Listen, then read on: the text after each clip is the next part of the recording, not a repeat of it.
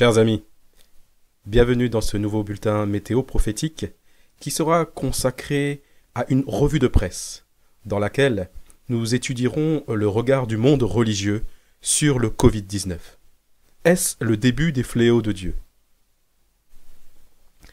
Nous le découvrirons en suivant les diapositives qui vont suivre.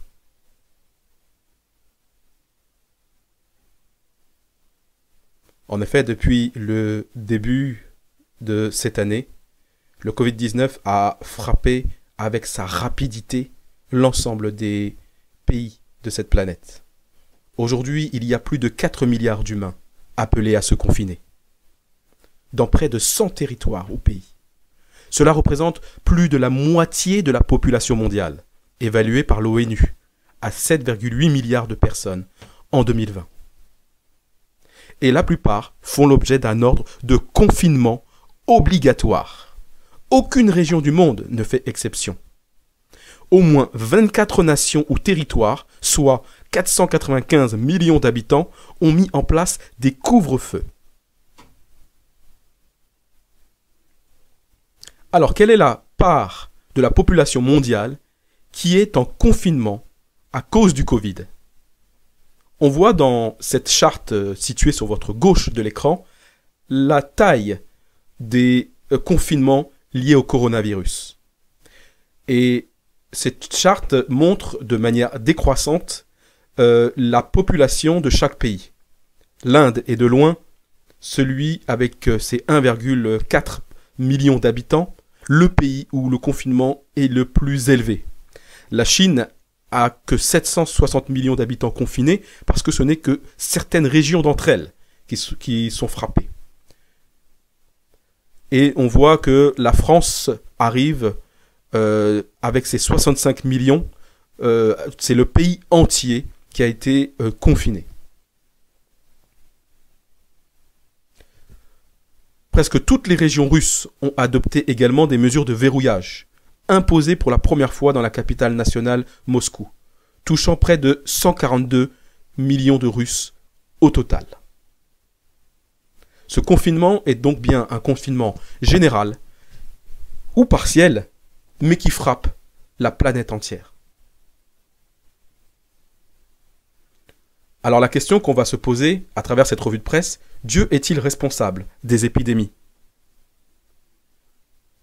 Dans cet article, donc c'est une interview donnée par les Sixtine Chartier. Et donc le monde catholique s'interroge. Beaucoup de croyants, et même de non-croyants, interrogent l'éventuelle responsabilité de Dieu dans cette pandémie de coronavirus. Faut-il y voir un châtiment à l'image du déluge qui s'abat sur l'humanité corrompue ? Je n'en sais rien. Essayer de deviner les desseins de Dieu, c'est orgueilleux. C'est estimer qu'on peut penser comme Dieu pense. Rien que ça. Autre question, sans parler de châtiment, les virus ne sont-ils pas des créatures de Dieu ?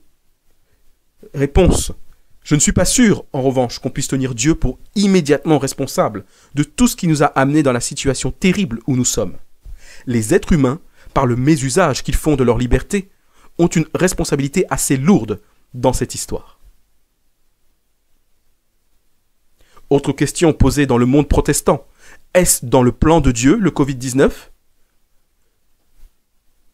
Que dit la Bible au sujet de cette période troublée ? Réponse. Certains sont devenus prophètes et annoncent les événements après qu'ils se soient produits. Ce n'est pas ça un prophète. Ils affirment qu'ils auraient été créés par les hommes et que les gouvernements seraient derrière tout ça pour vendre les vaccins par la suite.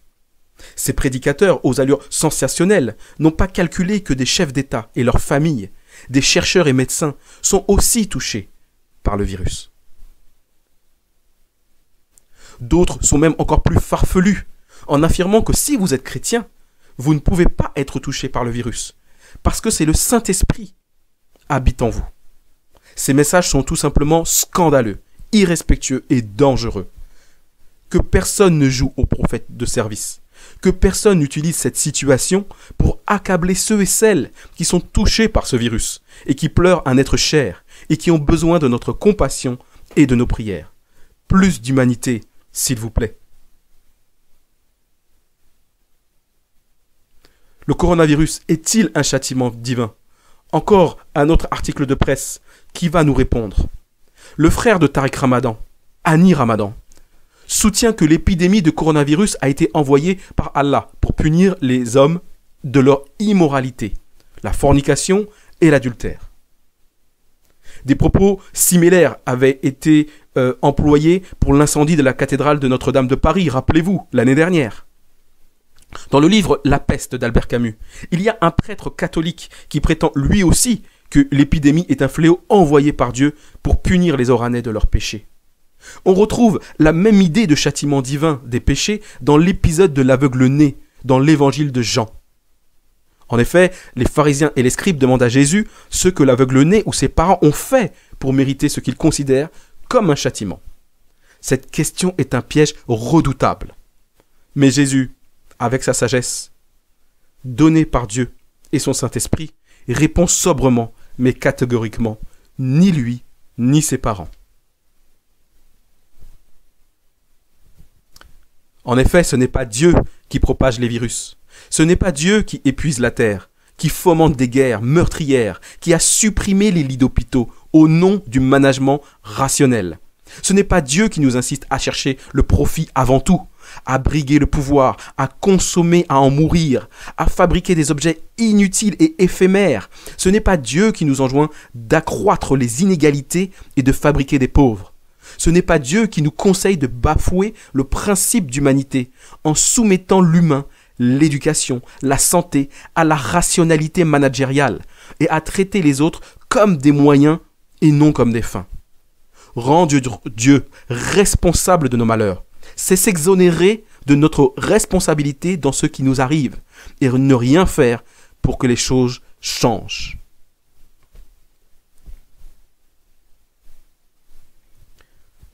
Également dans le monde musulman, il y a des personnes raisonnées et modérées.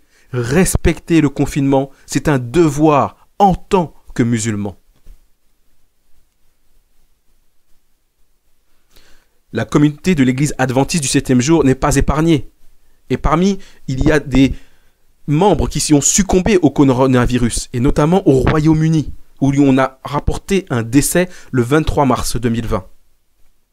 Le pasteur Hulbert, directeur des communications de la division trans-européenne, a également mentionné que toutes les églises du Royaume-Uni et de l'Irlande sont maintenant fermées, donc ils respectent les ordres du gouvernement britannique. La distanciation sociale va à l'encontre de la nature des adventistes du 7e jour. Notre foi doit être accompagnée d'actions responsables, a-t-il dit. C'est ainsi qu'il respecte les recommandations du gouvernement pour prévenir et combattre le Covid-19.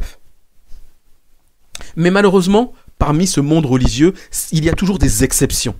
Et certains extrémistes religieux profitent de la crise sanitaire pour jouer sur les peurs, prédisant que la fin des temps approche. Pour certains leaders religieux, le Covid-19 serait une punition contre les homosexuels.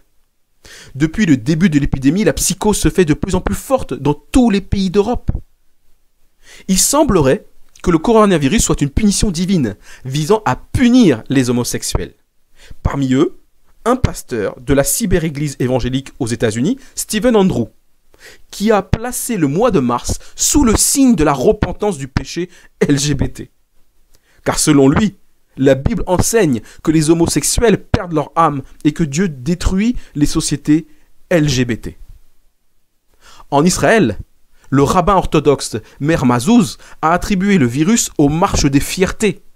Selon le rabbin, les pays arabes seraient épargnés par le virus en raison de leur interdiction de fêter les marches des fiertés. Finalement, les différents leaders religieux du monde entier assimile le coronavirus à une punition divine liée à l'homosexualité. Je tempérerai ce propos en disant que ce n'est pas les différents leaders religieux du monde entier, c'est certains d'entre eux, les plus extrémistes, les plus fondamentalistes. Charisma News, un journal américain évangélique. Est-ce que le coronavirus est un jugement divin sur les gays? La semaine dernière, une jeune femme a abordé les viles affirmations du présentateur évangélique Rick Weiss à son ami juif orthodoxe Jonathan Feldstein. À savoir que le Covid-19 était un jugement divin contre les juifs qui ne croient pas en Jésus. Ce même pasteur dit que le virus a été envoyé comme une peste divine sur la communauté LGBT.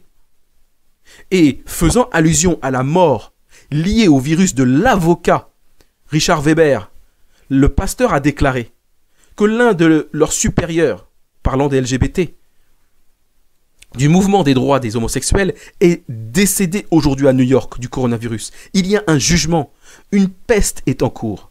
Il se réjouit de la mort d'un homme.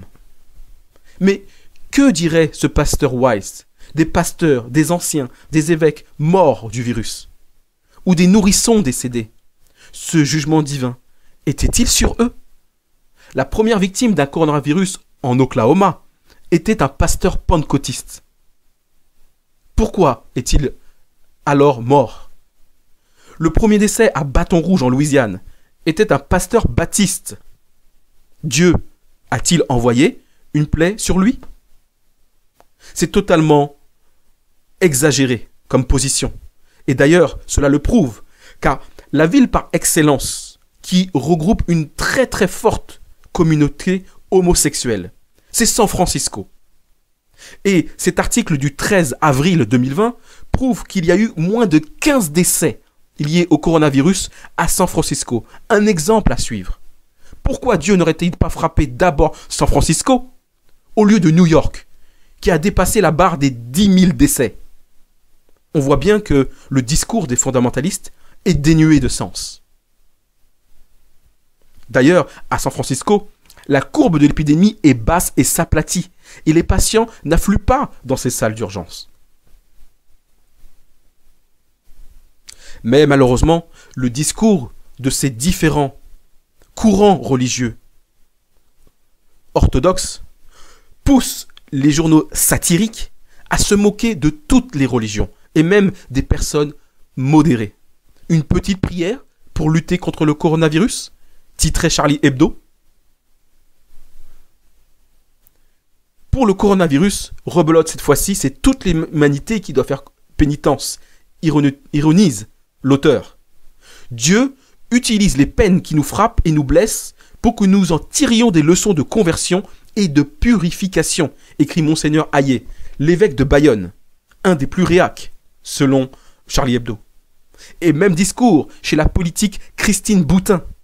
Nous savions, dit-elle, tous que quelque chose allait se passer. Ce monde devenait fou, croyant en sa toute-puissance, affirmant même qu'un père pouvait ne pas être un homme. Et voilà, c'est un tout petit, mais tout petit virus qui arrive et anéantit les certitudes humaines, écrit-elle sur Twitter. Certains prédicateurs de la religion musulmane ne sont pas en reste. Eux aussi insistent sur l'importance des invocations. Toute personne qui dit ces paroles 3 fois le matin, 3 fois le soir, aucun mal ne le touchera, assure-t-il. Des traditionalistes catholiques ont eux aussi leur propre arme pour organiser des messes à Lyon ou à Nantes pendant le confinement. Ils disent: nous menons le combat contre cette pandémie avec le moyen le plus excellent, qu'est la prière. Nous pouvons les soutenir dans leurs affirmations. Mais même l'Église évangélique s'est à nouveau réunie le dimanche 22 mars, malgré le confinement. Comme quoi Dieu était aux abonnés absents ce jour-là, ironise l'article. Mais je tiens à préciser que lorsqu'ils se sont réunis le 22 mars, cette église avait respecté les consignes du gouvernement.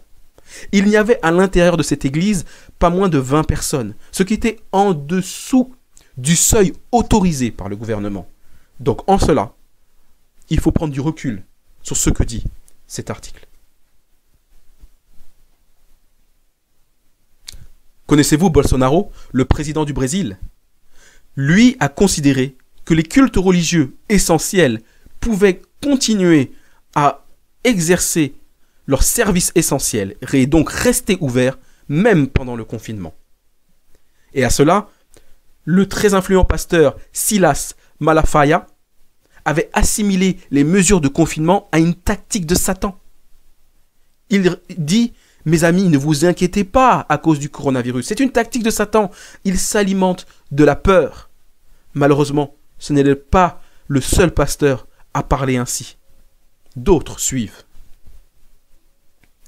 Chez les chrétiens orthodoxes, l'épidémie s'arrête aux portes des églises, aurait prononcé le métropolite Gavril, l'un des principaux évêques bulgares. Les épidémies se sont toujours arrêtées aux portes des églises, là où l'on effectue les sacrements divins. La contagion ne se propage pas. Aucun danger, rajoute-t-il, et toute l'histoire de notre église le prouve. Pendant les pires épidémies, les fidèles ont continué à communier de cette façon sans jamais tomber malades. Quelle déclaration! Charlie Hebdo donc s'engouffre dans la brèche une nouvelle fois et le 4 avril titre Coronavirus, Dieu, facteur de contamination massif. C'est une condamnation contre les mouvements religieux, quels qu'ils soient, pour montrer qu'ils accélèrent la propagation du virus parmi les populations. Que ce soit en Italie, que ce soit en France, ou même en Israël, où un éminent rabbin, Chaim Kanievski, a affirmé que suspendre l'étude de la Torah, même pour un seul jour, étant un plus grand risque pour la survie du peuple juif que la propagation du nouveau coronavirus. Les autorités iraniennes ont elles aussi laissé ouverts des dizaines de mausolées et de lieux saints chiites pendant plusieurs semaines, même après avoir imposé le confinement. En Malaisie, la même chose. Il y a eu un rassemblement où plus de 16 000 croyants se sont rassemblés pour une prière. En Corée du Sud, la moitié des cas de coronavirus pourraient être reliés à une cérémonie religieuse ayant eu lieu à l'église Shincheonji de Jésus. Quant au pape François, il a déclaré « J'ai demandé à Dieu de mettre fin à l'épidémie de sa main. Non François, pas les mains. Maintenant, on utilise les coudes », a ironisé Charlie Hebdo. Tous ces leaders religieux me font penser à une histoire bien connue dans la Bible, ce qui se trouve dans le chapitre 4 du livre de Matthieu. C'est l'histoire des tentations de Jésus dans le désert. Après avoir jeûné 40 jours, nous dit la Bible, le diable en personne vint à Jésus affaibli par la faim pour le tenter et le faire désobéir à son Père. Et l'une de ces tentations consistait à demander à Jésus de se jeter du haut du temple de Jérusalem, afin de voir s'il est réellement le Fils de Dieu et si Dieu allait envoyer ses anges pour le sauver. C'est la même chose que font ces religieux. Ils tentent Dieu. Ils éprouvent Dieu à travers cette épidémie, considérant que ceux qui restent confinés manqueraient de foi. Mais tout comme Jésus, il ne faut pas céder à cette tentation. Il faut rester ferme en obéissant aux autorités, comme la Bible nous l'enseigne. C'est donc un péché de présomption qui sont proposés par ces leaders religieux extrémistes. Au Pakistan, les autorités recherchent plus de 100 000 fidèles musulmans potentiellement contaminés. Article du 6 avril 2020, où il y a eu donc un rassemblement religieux pour une fête géante qui s'appelle Tablighi. Et c'est donc encore un mouvement rigoriste musulman qui a pu rassembler plus de 100 000 fidèles. Ce qui fait craindre aux autorités locales un scénario catastrophe. Pas plus tard que le dimanche 12 avril, une messe pascale clandestine en l'église de Saint-Nicolas du Chardonnay s'est tenue en présence de quelques dizaines de personnes, entraînant la verbalisation du prêtre pour non-respect du confinement. Les participants s'étant éclipsés, ils n'ont pas pu être verbalisés par les policiers. Une trentaine d'ecclésiastiques, ainsi que, écoutez bien, des enfants de chœur étaient présents, dont aucun n'était masqué ou ne respectait les gestes barrières, étant présents dans l'église pour la messe dite en latin. L'Eucharistie a ainsi été donnée de la main à la bouche à une dizaine de participants.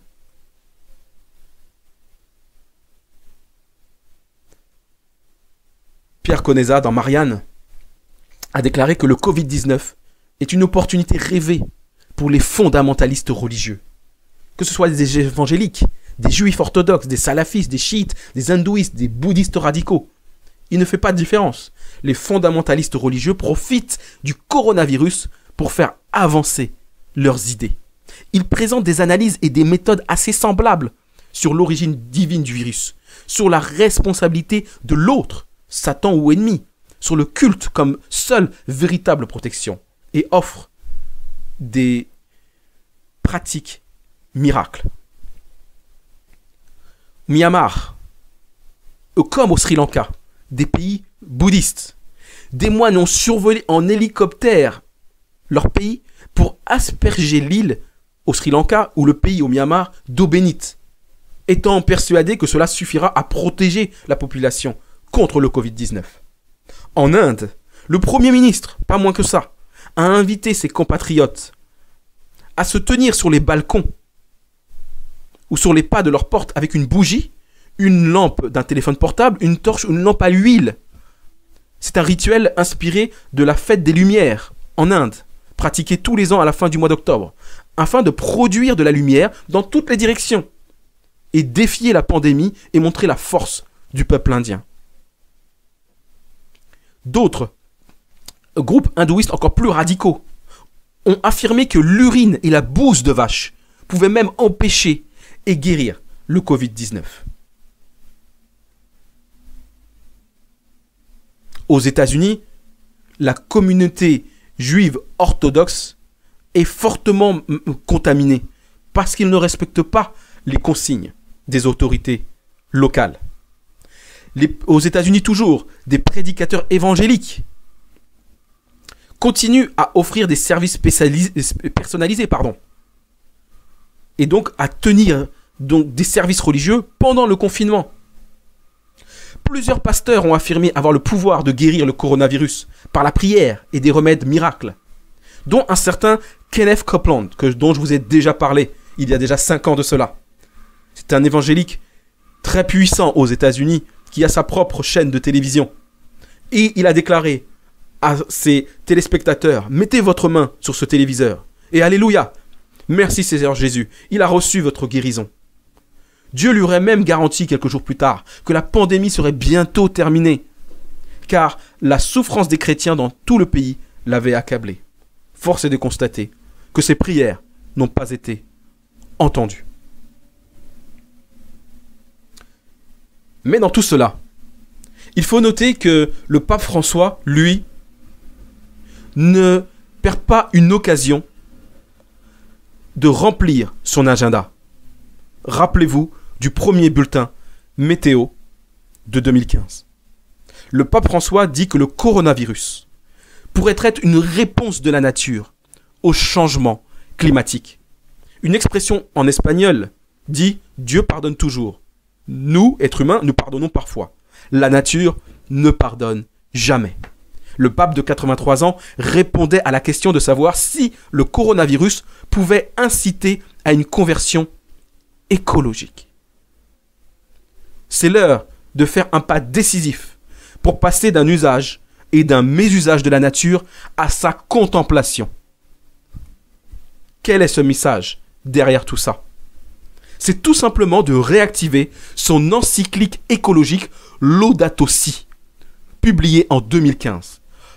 Pendant que le monde a les yeux fixés sur la pandémie, lui, le pape François, qui a un agenda très précis, profite de cette occasion pour rappeler que cette pandémie serait une réponse de la nature afin de mettre en pratique son programme contenu dans son encyclique Laudato Si. Et quel est-il ce programme ?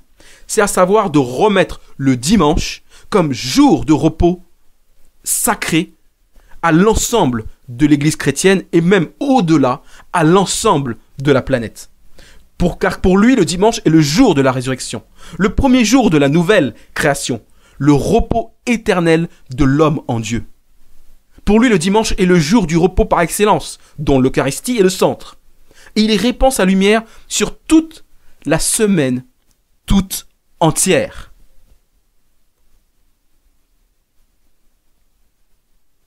Mais c'est oublier que le Dieu des chrétiens est aussi le Dieu du sabbat.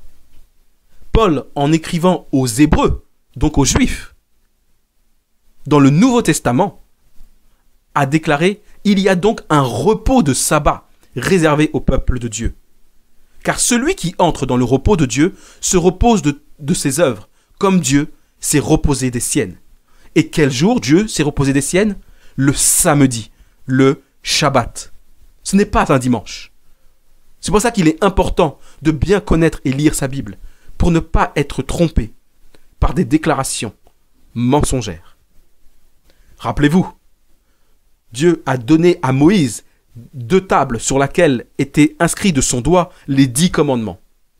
Et le 4e d'entre eux déclarait « Mais le 7e jour est le jour du repos de l'Éternel ton Dieu.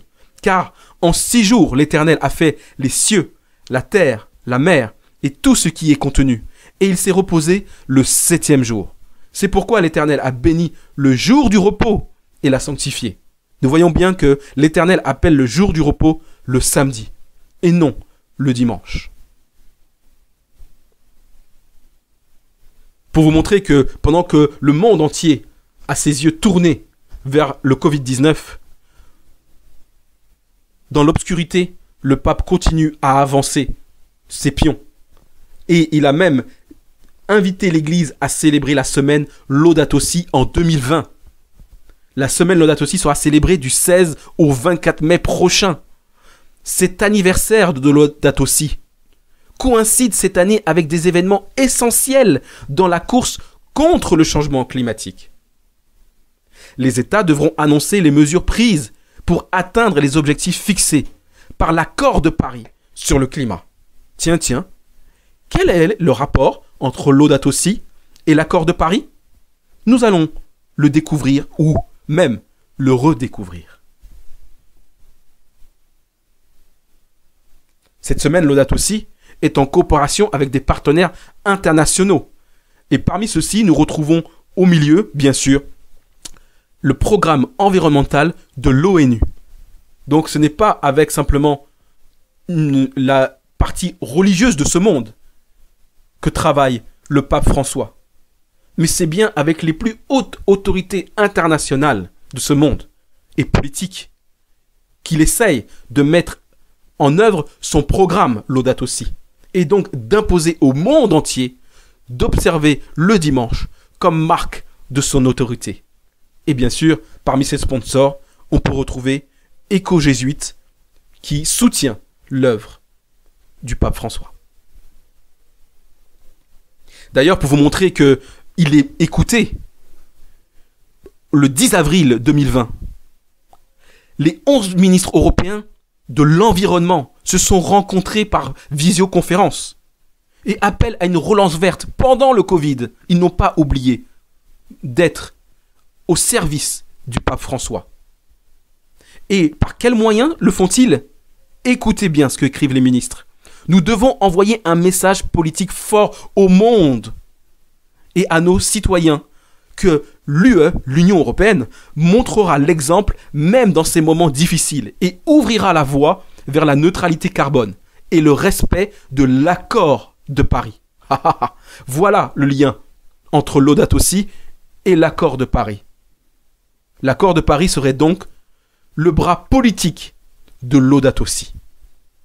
9 ONG, dont la fondation Nicolas Hulot, bien connue en France, ont de leur côté apporté leur soutien à l'initiative des ministres européens. Un moment de vie ou de mort pour l'Union européenne et notre planète. Rien que ça.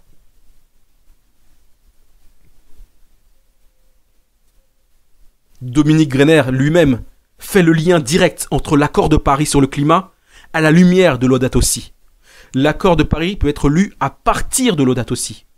Ce texte, publié quelques mois avant la COP21 de Paris en 2015, a fortement résonné dans l'enceinte des négociations. Celui-ci a trouvé un soutien et un allié dans la société civile. Lors de la conférence de Paris, plus de 10 000 observateurs de la société civile, collectivités locales, entreprises, syndicats, ONG, institutions financières, scientifiques, particuliers, personnes menacées au quotidien par les dérèglements climatiques, étaient présents sur place pour suivre les débats, rencontrer les organisateurs, organiser des débats et sensibiliser le grand public et communiquer dans les médias. Oui, la société civile était présente pour soutenir Laudato Si et fait en sorte que le programme de Laudato Si soit retranscrit dans l'accord de Paris. Parmi les acteurs de la société civile, on compte les religions au pluriel.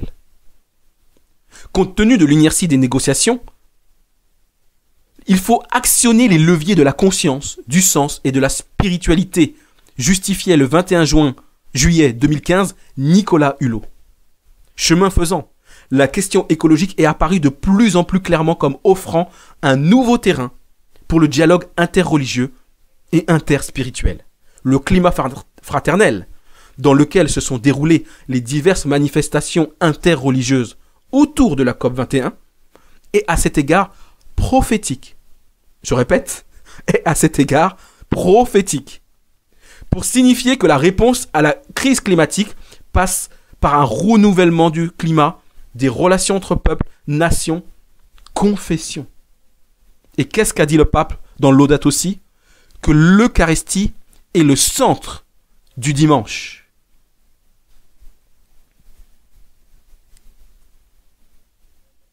À tout cela, mes chers amis,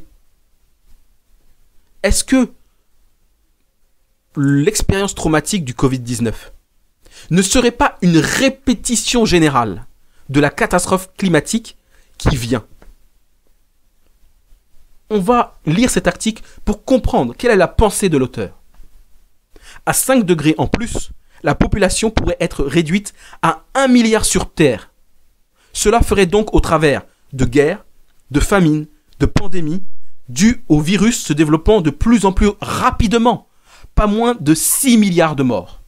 C'est exactement ce que Jésus a déclaré dans Matthieu 24. Quand les disciples lui ont posé la question, « Quels seront les signes de ton avènement ?» Et Jésus a répondu que gardez-vous d'être troublés. Il y aura des guerres, des famines et des pestes. Et ce propos est tenu par Hans Joachim Schellhuber, qui est le directeur de l'Institut de recherche sur l'impact du climat à Potsdam en Allemagne. Il prononce volontairement ou involontairement les mêmes paroles prophétiques de Jésus, 2000 ans en arrière. L'inaction politique est un crime, non seulement contre le vivant, mais aussi contre les humains. La transition énergétique est un leurre. Augmenter le PIB, c'est augmenter l'énergie mise en œuvre. C'est-à-dire, je vous explique, plus on va essayer d'apporter de la croissance au PIB, et plus on va apporter des catastrophes climatiques à cause du réchauffement du climat. Il poursuit, nous avons maximum 10 années pour essayer de limiter à 2 degrés au-delà de 2040. Quoi qu'on fasse, le climat de 2000, 2010, 2015 n'existera plus. Malgré tous les efforts que nous sommes en train de faire à travers la transition énergétique qui n'est qu'un leurre d'après lui, les climats que vous avez connus, mes chers amis, n'existera plus jamais. Il poursuit. L'impréparation des dirigeants face à l'épidémie de coronavirus. Car celui-ci ne sera pas le dernier. A montré que la réponse est une mise en place autoritaire d'une restriction des libertés individuelles qui a été acceptée globalement par les populations. Oui, il a raison. Nous avons tous accepté sans rechigner, le confinement général. Il n'y a pas eu de problème pour cela, parce que nos vies étaient en jeu. Et nous l'avons accepté pour être épargnés du coronavirus. Alors lui, il dit qu'il est temps maintenant d'envisager que les politiques écoutent les scientifiques. Enfin. Parce que depuis des années, il lance des alertes dans tous les pays du monde sur les catastrophes climatiques à venir de l'état de la planète. Et donc, il est en train d'expliquer que ce que nous vivons actuellement, ce confinement général de la planète entière, doit maintenant, pour combattre le climat, devenir un confinement particulier. Et quel est ce confinement particulier ? C'est celui proposé par le pape François, à savoir ne pas être confiné tous les jours de la semaine, mais être confiné uniquement le dimanche pour combattre les catastrophes climatiques.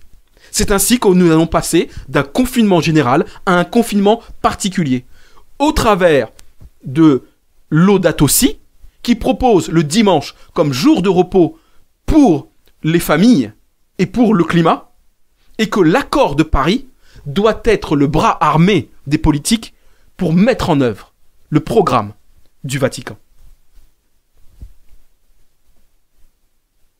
Regardez, le pape Benoît XVI, lui-même en 2012, disait que les dimanches doivent être un jour de repos dédié à Dieu et aux familles.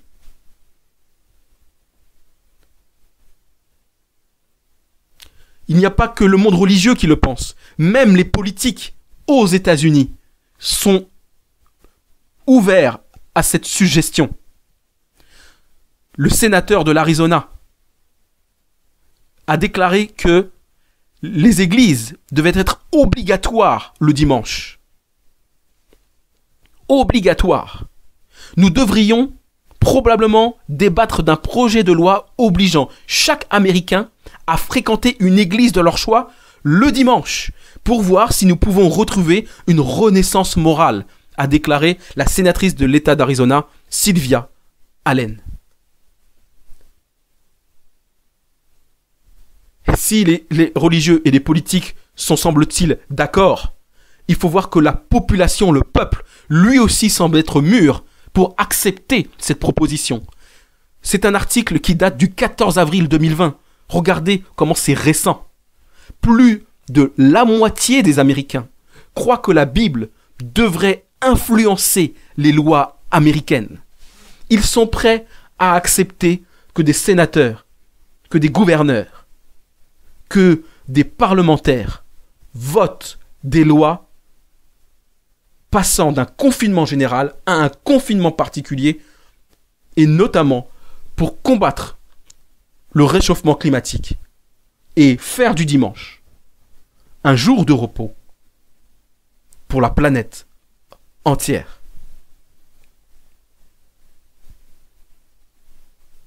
Mais il faut garder son calme. Jésus a dit, je vous donne ma paix. Non pas comme le monde la donne, mais ma paix. Et nous pouvons trouver cette paix dans les paroles qu'il a déclarées. Car le Fils de l'homme est le maître du sabbat.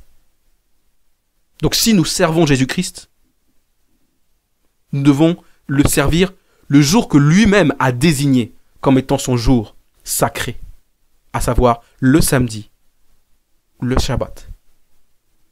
Et dans le livre de l'Apocalypse, il avertit son peuple, à tous ceux qui croient en lui, d'être en garde face à certains courants politiques, religieux ou civils qui vont influencer pour désobéir à ses commandements. Et il envoie son ange pour l'avertir. Un troisième ange les suivit en disant d'une voix forte, « Si quelqu'un adore la bête et son image, et reçoit une marque sur son front ou sur sa main, il boira lui aussi du vin de la fureur de Dieu, versé sans mélange dans la coupe de sa colère, et il sera tourmenté dans le feu et le soufre, devant les saints anges et devant l'agneau. » Oui, on appelle cela le message du troisième ange. Celui qui avertit le monde entier du danger qu'il guette, qui arrive, à savoir imposer au monde entier de désobéir au commandement de Dieu au détriment des traditions humaines. Prenez garde de rester endormis comme l'étaient les vierges folles et qui ont été réveillées par le cri de l'époux, mais qui manquaient d'huile pour pouvoir allumer leur lampe et accueillir le retour de leur Sauveur, Jésus-Christ. Je souhaite que cette revue de presse vous montre que ce que je vous explique n'est pas une interprétation particulière que j'aurais faite, mais bien les faits tels qu'ils se déroulent dans le monde actuellement. Le Covid-19, est-ce le début des fléaux de Dieu? Non, ce n'est pas le début des fléaux de Dieu. Mais c'est peut-être le début d'un confinement général vers un confinement particulier. Prenez garde et restez éveillés, car le Seigneur Dieu revient bientôt. Que Dieu vous bénisse abondamment. Amen.